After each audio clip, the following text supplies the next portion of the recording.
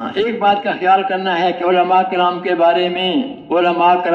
بارے میں کوئی کمزور لفظ استعمال نہیں کرنا۔ جو آدمی چاہتا ہے کہ میرا خاتمہ ایمان پر ہو جائے، علماء کرام کے بارے میں کوئی کمزور لفظ استعمال نہیں کرنا۔ اس کو ہم اچھی طرح سوچ لیں، اچھی طرح اس کو سن لیں، اچھی طرح سوچ لیں، سمجھ لیں کہ علماء انبیاء کے حضور کے وارث ہیں، حضور کے علم کے وارث ہیں۔ میں اور آپ اس کے وارث نہیں ہیں جو جی میں آئے علماء کے بارے میں کہتے ہیں۔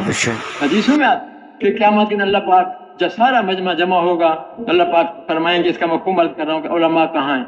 علماء کھڑے ہو جائیں گے، اللہ پاک علماء کو ایک طرف کریں گے اور یہ فرمائیں گے، اس میں علماء لکھا ہے۔ ہم یہ نہیں کہہ سکتے کہ کون سی علماء، ہم شیطان میں کہتے ہیں یہ تو عالم ٹھیک نہیں ہے، ٹھیک نہیں ہے، میرا مسئلہ تھوڑی ہے ٹھیک ہے کہ ٹھیک نہیں ہے، یہ تو اللہ کا اس کا معاملہ ہے۔